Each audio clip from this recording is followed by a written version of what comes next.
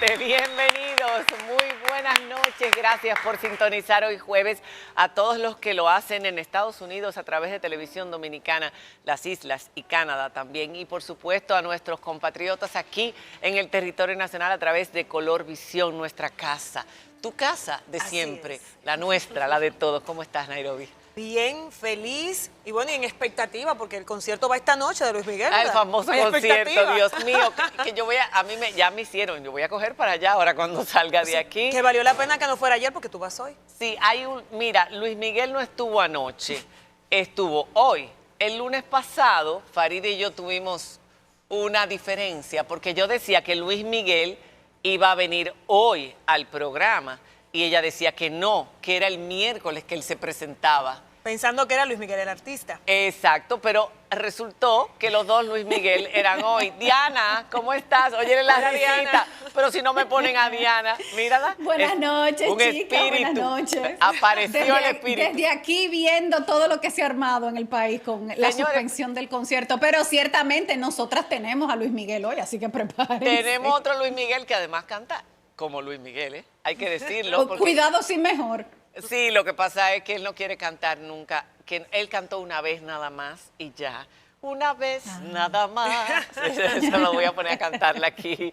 Y ya, pero canta muy bien y lo hace en privado, o sea que hay que pertenecer a su círculo para volverlo a escuchar. Y Diana y Nairobi, vamos a empezar, vamos a llamarlo. Yo quería decir algo más, pero ya se me fue. Que yo decía que cómo es posible para que ustedes vean cómo está el mundo hoy, tan interconectado, que por poco arruina la posibilidad de que esta noche también hubiera un buen concierto con buena asistencia, porque el periódico El Heraldo de México dijo que el concierto estaba cancelado. El digital. Entonces eso se regó, que hasta el periódico El Día lo publicó también. Hay que contrastar las informaciones, ir a las fuentes. Lo vivimos diciendo, estamos en la era de la desinformación y lo que viene en los próximos meses nos obliga a ser más exhaustivos y más estrictos con eso. Siempre busquemos quienes vayan a la fuente y confirmen la información. El concierto no se interrumpió, solamente que la pantalla no bajó, y bueno, pantalla de 18 metros. Y Luis Miguel necesita verse grande, como este otro Luis Miguel. Vamos a darle la bienvenida al ministro de Trabajo, Luis Miguel de Campo. Grande, grande, grande. ¿Cómo estás? Gracias por invitarnos, por recibirnos, muy amable de su parte. Sí, Luis Miguel.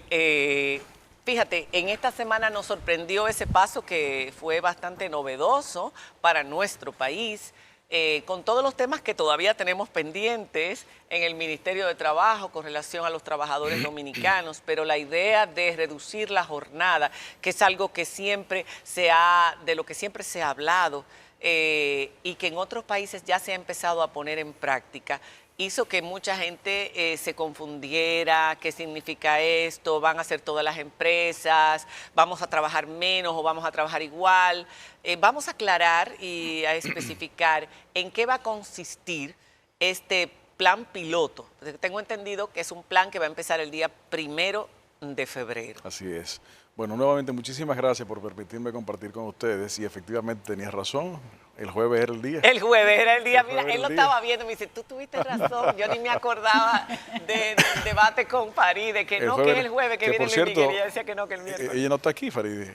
Faride no está aquí, ella está en el concierto de Luis Ustedes Miguel. Se van a tener que conformar con esto, Luis Miguel. ¿Qué vamos a hacer? Yo feliz, para mí 1000 veces, amor. Yo voy a ir ahorita a verla, y Laura también. Bueno, una de las cosas que nosotros queremos destacar es que todas las actividades, los planes, los proyectos que hemos estado desarrollando en la gestión desde el Ministerio de Trabajo del gobierno del presidente Luis Abinader, es la búsqueda de cómo mejorar la calidad de vida de la ciudadanía, en este caso de los trabajadores, pero cómo también facilitar la creación de empleo de calidad y a su vez mejorar la capacidad de producción. El anuncio que se pudo hacer en estos días sobre un plan piloto voluntario de reducción de la semana laboral no es un invento nuestro, es algo que, como decías, se ha estado viendo en diferentes lugares y lo importante es que es, número uno, voluntario, tanto respecto de la empresa como respecto de los trabajadores.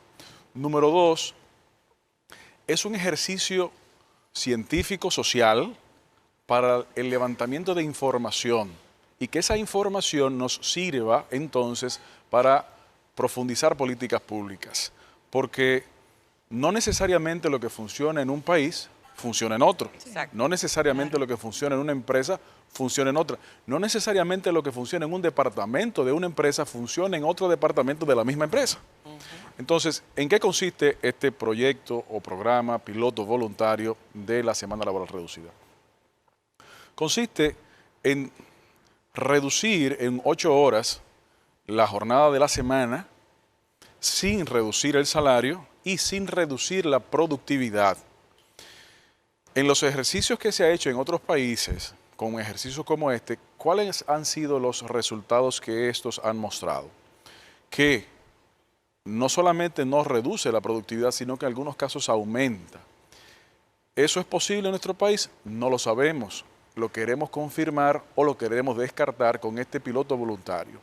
Si efectivamente sucediere que en algunos casos de algunas empresas y de algunos tipos de trabajo, efectivamente la productividad no reduce, incluso puede hasta mejorar, es fenomenal. Por el otro lado, desde el punto de vista del trabajador, se busca conciliar aún más profundamente y mejor la vida laboral y la vida familiar. Lograr mejorar la salud de las personas, mejorar también la interacción y la profundización de las relaciones entre los trabajadores y sus empleadores, y incluyendo temas de salud mental, entre otras cosas, así como la sostenibilidad medioambiental. Para poder hacer una medición de todo esto, nosotros hemos acordado con la Pucamaima, la Pontificia Universidad Católica Madre y Maestra, que nos acompañe en la recolección de la información, en el análisis de la información. Entonces, el programa completo, piloto, tiene 6 meses de duración. 1 mes y medio de confirmación de datos sobre datos base, cuál es la realidad de cada trabajador en cada empresa en condiciones normales, actuales, y posteriormente entonces se produciría esa reducción de 44 horas a 36 horas, porque en la semana laboral dominicana es de 44 horas, y entonces se vería durante 3 meses cuál es el efecto respecto de la productividad, cuál es el efecto respecto del trabajador. Al finalizar esos 3 meses, entonces, otro mes y medio se destinará para el análisis y la producción de las conclusiones del estudio, que luego entonces se dará a conocer. Nosotros en tenemos términos prácticos, en términos prácticos, Luis Miguel, Sí, hola, cómo ¿qué no. tal? En términos prácticos, las empresas van a poder distribuir esto como ellas quieran, estas 36 Claro. horas, por ejemplo, decir lo que vamos a hacer es que vamos a trabajar 4 días solamente o que vamos a trabajar 5, pero despachando más temprano. ¿Se puede ajustar a lo que quieran las empresas? Efectivamente, en términos prácticos, de lo que se trata es de que se reduzca según las realidades de cada empresa. Por ejemplo, aunque la semana laboral dominicana tiene 44 horas laborables, hay muchas empresas que su semana laboral es de 40 horas. ¿Por qué? Porque así lo han decidido. 5 días, sí. Correcto, 5 días de 8 horas cada día.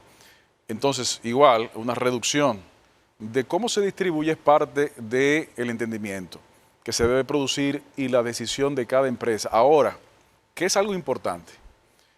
La intención no es que este tiempo adicional que tendrían los trabajadores voluntarios se emplee en otro trabajo.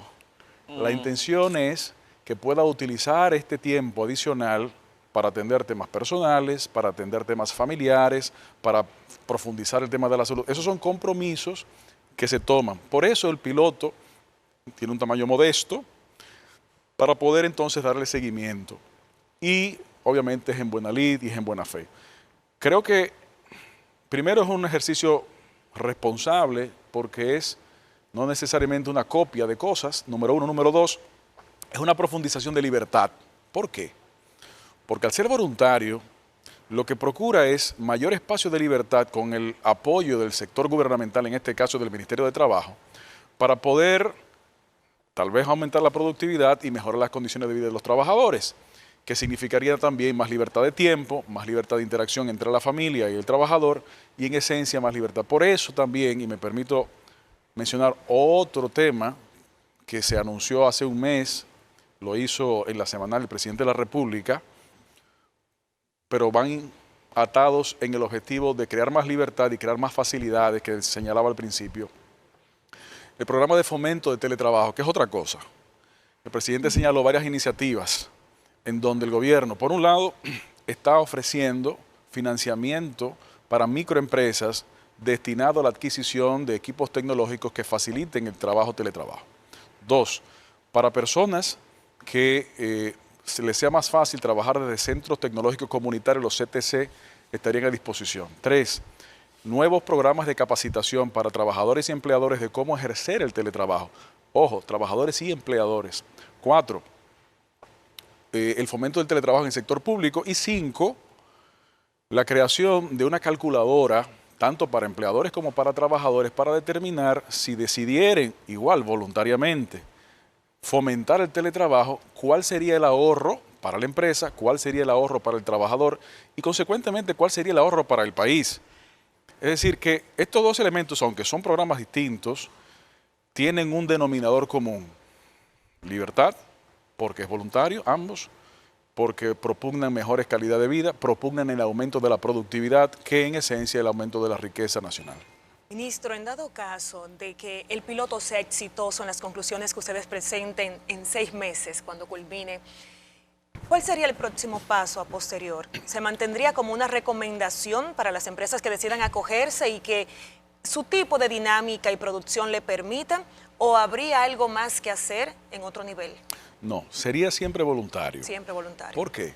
Porque no es recomendable desde nuestro punto de vista pensar en una obligatoriedad cuando la casuística es tan variada, cuando las realidades de las diferentes empresas y las relaciones laborales son tan disímiles y tan variadas. Claro. Entonces, lo que sí pudiera significar es que asumiendo esa premisa de que la conclusión sea positiva, pues entonces ya tendría la sociedad una base técnica y científica de comparación y cada caso pues decidiría si aplicarlo o no. Pero sería interesante, entiendo yo, aprovechar el hecho de que se reduciría la cantidad de días para alternar y tener cuotas dentro de los centros urbanos de horarios de trabajo. Es decir, tú puedes coger sábado, domingo, lunes, o puede ser viernes, sábado, domingo, cosa que los viernes y los lunes, que suelen ser los días más complicados, yo no sé por qué, porque ahora todos los días en el tránsito, y estamos hablando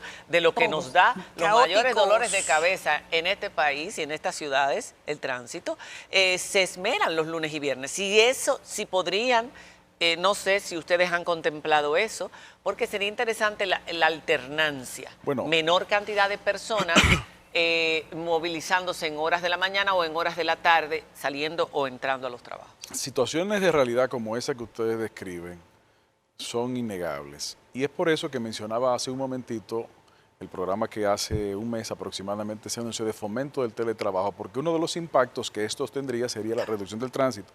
En cuanto al cambio de horarios, el Ministerio de Trabajo no tiene las competencias legales para determinar eso, porque es una realidad de decisión de las empresas y los trabajadores. Y parte también... Pero las grandes empresas, pues tengo entendido que Claro, por ejemplo, va a formar parte del experimento, ¿no? La cantidad de empresas Ahora, y los tipos de este empresas, primero.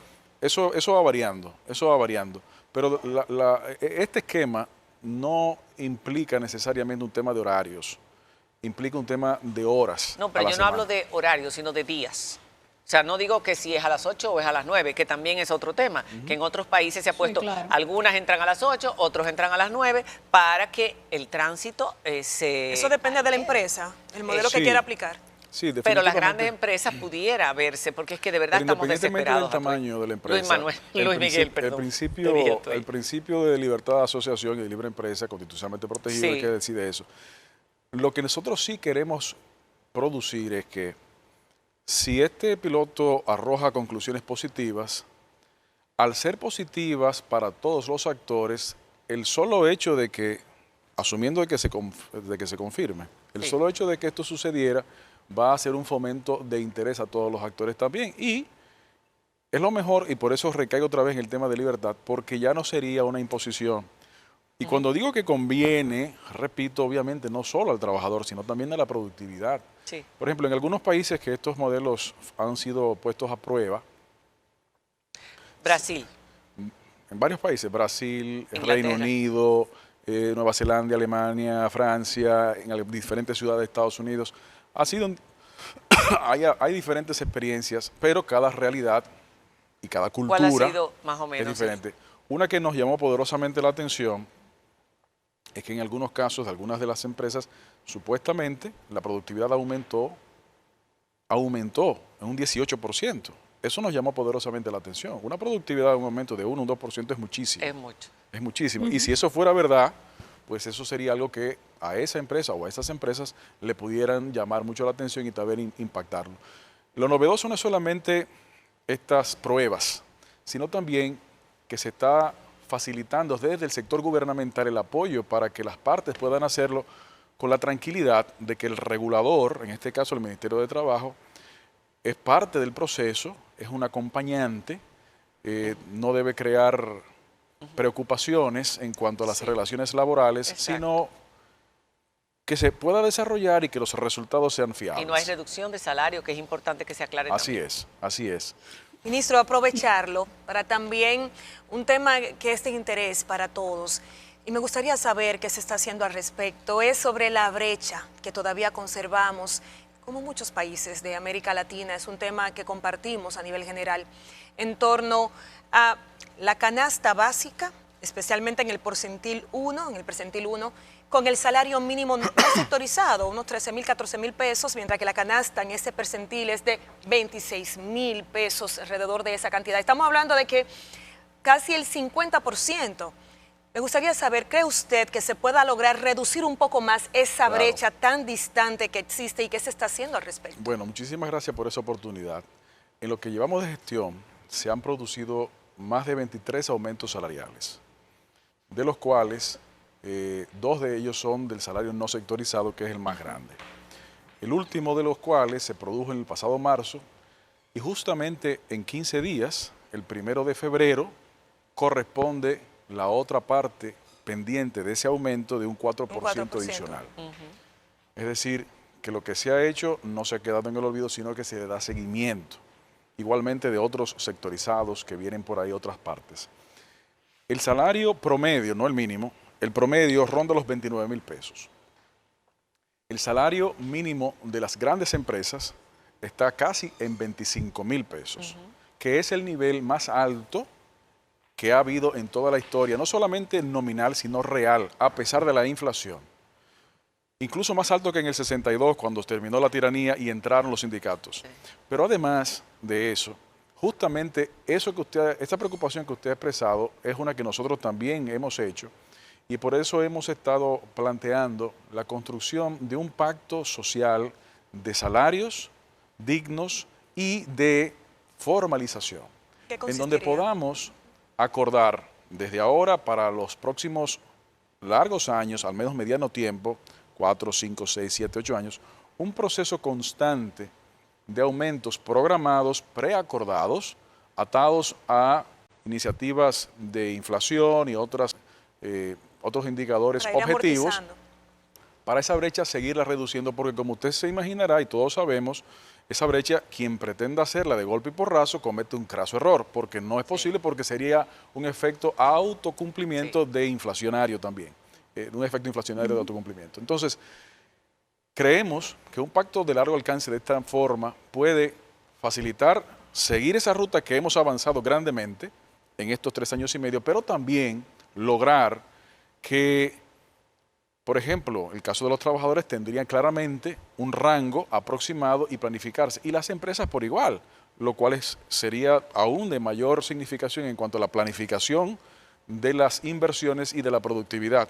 Eso es algo que se ha estado discutiendo y ojalá poderlo materializar.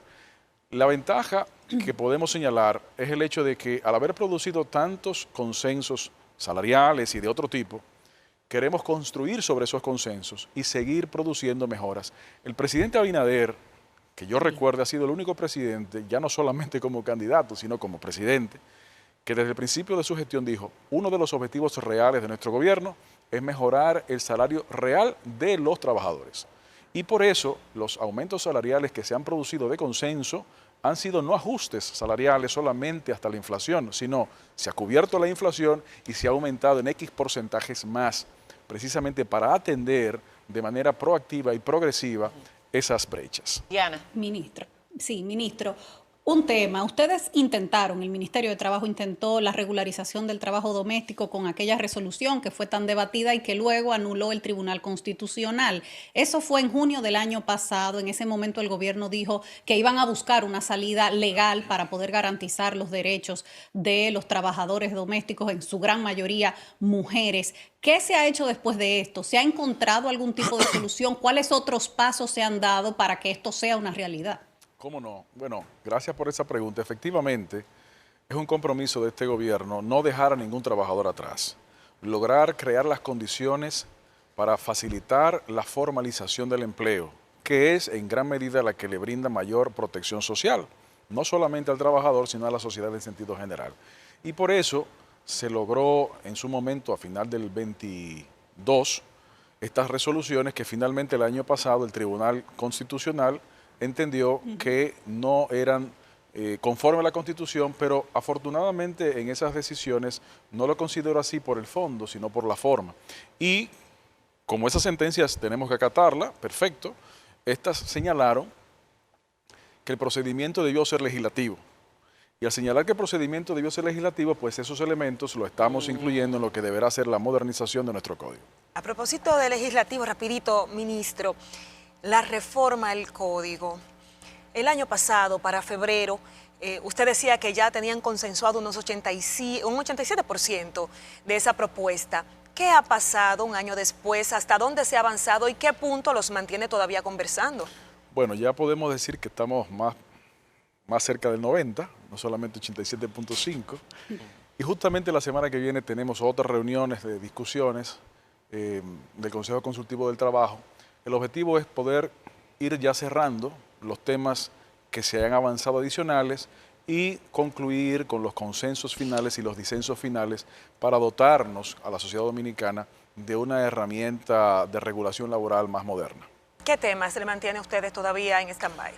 Bueno, hay muchos temas, la mayoría son consensuados. Evidentemente es imposible acordar el 100%. Eso es imposible. El tema de la cesantía. No, pero hay un acuerdo ahí. Ya. Porque los trabajadores y los empleadores y el gobierno, los tres hemos señalado que estamos en contra de la eliminación. Por lo tanto, eso es un primer acuerdo. Pero todavía no se sabe cuál será el final Pero hay de esa muchos acuerdos parte. interesantes. Por ejemplo, la reducción de la sobrejudicialización de las relaciones laborales, en donde hay una gran cantidad de profesionales del derecho que han logrado unos espacios que no necesariamente son los correctos, que no les conviene como ni a los trabajadores ni a los empleadores y consecuentemente al gobierno. Se han consensuado elementos como por ejemplo el fortalecimiento de la conciliación.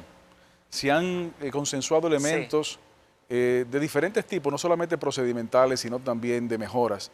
Y estos estamos seguros que lo vamos a poder aprovechar. Ejemplo de consenso y de fortalecimiento de mediación, y aprovecho que hoy jueves estamos aquí, justamente hoy podemos confirmar, tanto por información de la empresa como del Sindicato de los Trabajadores de Falcondo, que el salario 13 fue pagado hoy.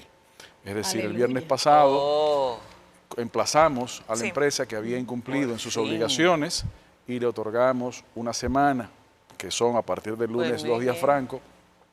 Y hoy, hace un par de horas, recibimos confirmación 18. de que los trabajadores, correcto, un día antes de que el vencimiento del plazo. Dios, muy bien. Entonces es un proceso de mediación que hubo que elevar un poco el volumen, pero afortunadamente las partes